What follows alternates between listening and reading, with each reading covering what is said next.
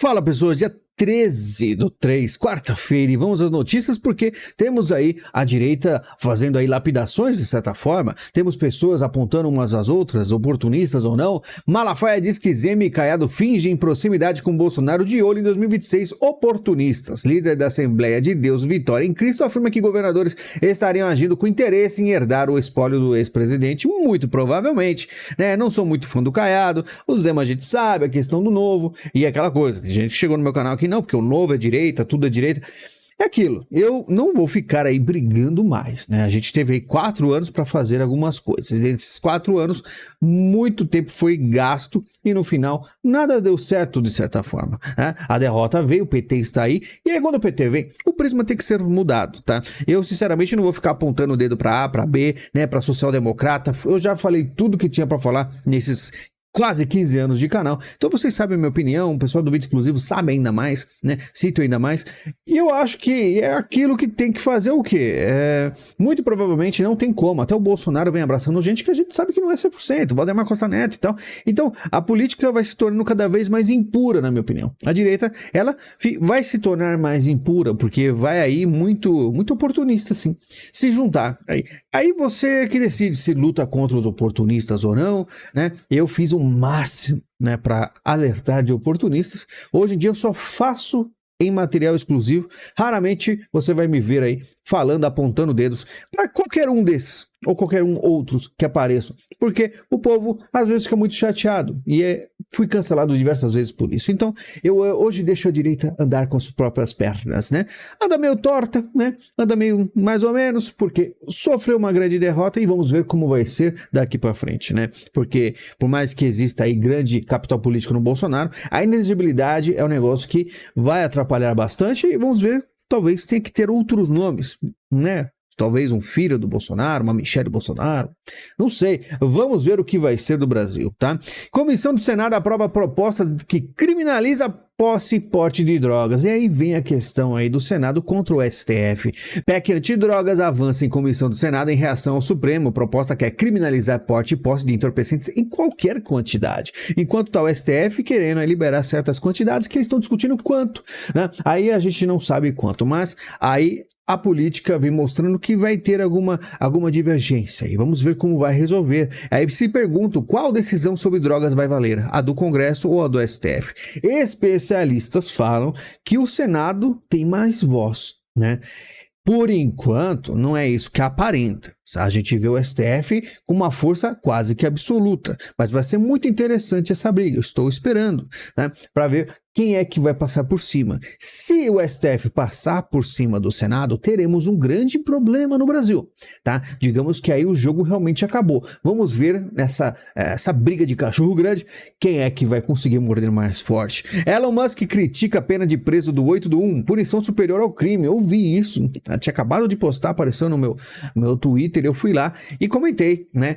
Porque o Elon Musk falou, alguma coisa tá faltando aí, porque a punição excede demais o crime, que foi que esse homem, ele subiu aí, que tá do lado do Bolsonaro, subiu lá no prédio e pegou aí, acho que, não sei se foi 15 ou 17 anos, mas muita coisa, né? Por ter subido lá no prédio, tá? E eu falei aqui, retuitei Elon Musk e falei, nada está faltando. Esse é o Brasil, porque aqui é o Brasil. Se o cara tivesse matado, tivesse feito qualquer outra coisa, ele não teria problema nenhum. Não pegaria tanto tempo de prisão, talvez até ganhasse um cafezinho, uma blusa aí, igual alguns criminosos recebem aí na audiência de custódia. Mas como ele subiu no prédio e filmou aí toda a manifestação, o negócio, o bicho pegou pra ele. Jornal Nacional lidera a verba de publicidade em primeiro ano de Lula 3. Olha só o Jornal Nacional, que era mesmo que ele falava lá, não deve nada à justiça. Hoje você começa a entender, né?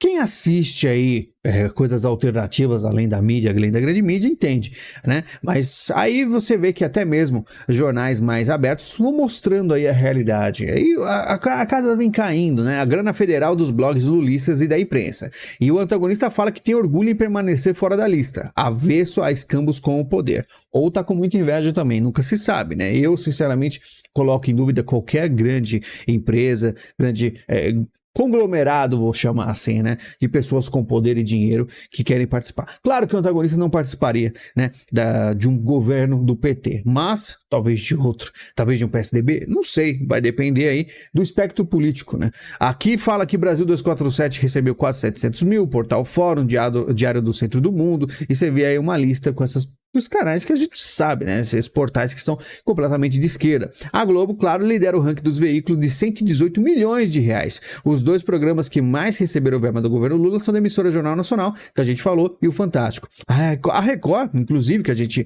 fala que está se aproximando do governo do Lula, vem em segundo com 38 milhões de reais, sendo 10 milhões de reais no Jornal da Record. Então, tá vendo? Olha isso aqui. Eu quero que você, né, que está aqui, chegou hoje no canal, se inscreva, né? Não vai adiantar muito que talvez o YouTube tirará a sua inscrição, mas veja essa lista, tá? Então você percebe Globo, Record, SBT, Meta, Band, Eletromídia, TikTok e vários outros, até mesmo o X, né? Todos eles recebem um dinheiro, né? E esse dinheiro, com certeza, muda aí estrutura da coisa, né? Então, quando a gente fala de grande mídia, a gente fala de portais grandes ou até médios, tá? Você tem que saber que não dá para acreditar 100% e você precisa andar com as suas pernas, ou pelo menos apoiar quem é aí, vamos dizer, pessoas que têm um pouco mais de voz, que vai fazer uma leitura real, né? Porque com certeza absoluta eu não recebo nenhum tipo de pagamento e nunca recebi de nenhum tipo de governo, né? Por mais que o pessoal uma vez quis subentender isso, falou que tinha aí provas contra mim, né? Aí acabaram desistindo. Quem tá no Vídeo Exclusivo sabe do que eu tô falando.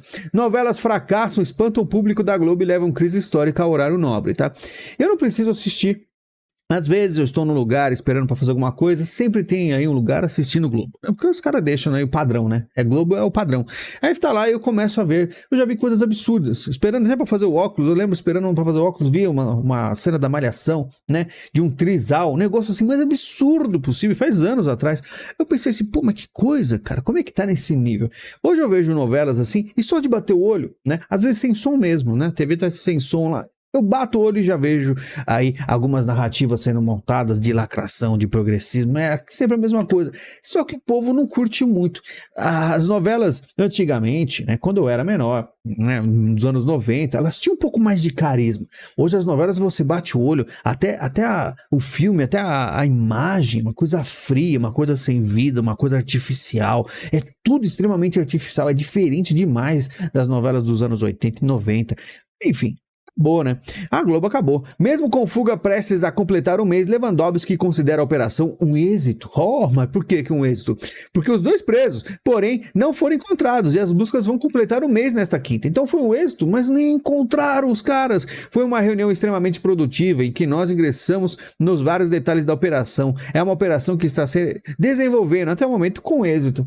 O que eles acharam? Acharam pessoas que ajudaram fora do presídio. O principal é saber o que aconteceu dentro desse presídio para os caras conseguirem escapar, sendo que o presídio federal é um negócio impossível de escapar. Nunca aconteceu uma fuga, né? Com certeza a realidade não é mostrada, mas os caras chamam de êxito. Pois é, esse é o governo Lula.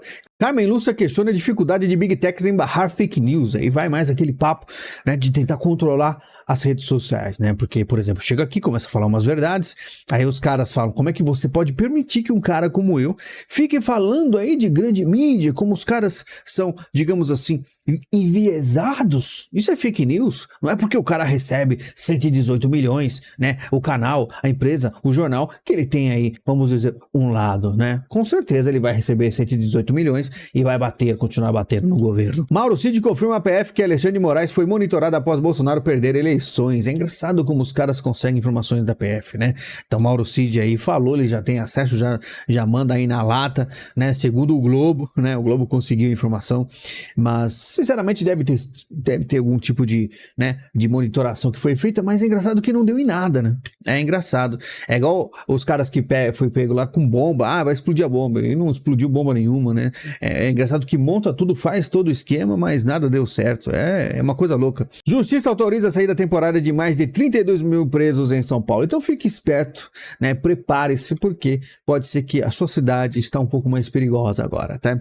Grave, discriminatória e preconceituosa. Mendonça cobra investigação após Gilmar Mendes apontar narcomilícia evangélica. Então temos aí, né, Aparentemente, André Mendonça peitando aí o Gilmar Mendes, né? Então muita gente reclama das indicações do Bolsonaro, só que aquela coisa, tudo que ele indicou tinha que passar pelo crivo, era muito difícil passar um nome realmente, né, que os caras aceitam.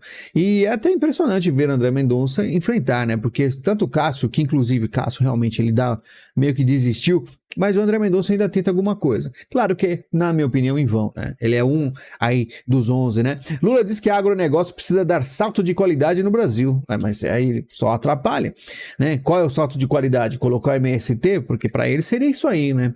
E Brasil deve ser rico para não precisar de programas sociais de Lula, diz Lula. Ser rico assim, ó. Petista voltou a defender a criação de uma sociedade de padrão médio, com equilíbrio entre riqueza e pobreza. Né? Lembra aquele papo dele? Não, você quer mais de uma TV? Pra quê? Né? Qual é o padrão médio que o Lula defende? Será que é um padrão médio ganhando um salário mínimo e viva feliz? É esse o que você quer para sua vida?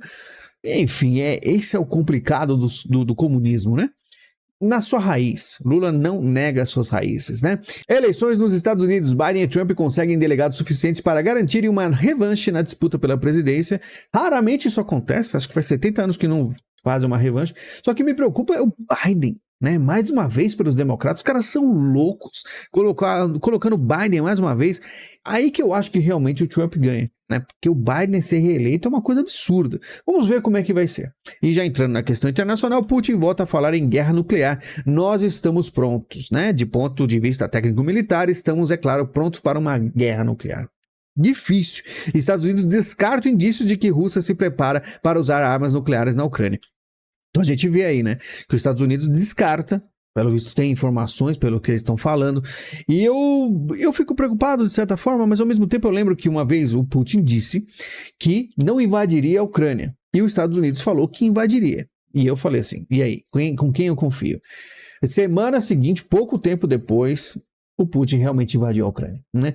Então, tudo que o Putin fala, eu sempre meio que interpreto ao contrário, né? Mas é claro que eu não vou descartar que algo aconteça. Mas se ele fala que ele tá pronto e os Estados Unidos falam que não, às vezes, né, eu acho que realmente não vai acontecer nada, né? Alguma coisa muito estranha pode acontecer em 2024 nos Estados Unidos, que eu acho que se Trump ganhar, não vai acontecer nada. Acho que as coisas vão esfriar bastante, né? Porque os Estados Unidos, magicamente, talvez, deixará esse negócio de embate, né, de lado. Vamos ver, né? Pelo menos o que aparenta é que o próprio Trump disse, que falou que vai deixar o Putin fazer o que quiser com o país da ONU.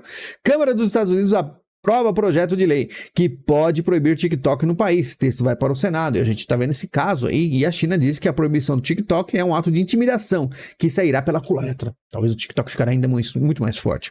Eu falo para vocês, o TikTok, cara, ele é uma ferramenta de guerra.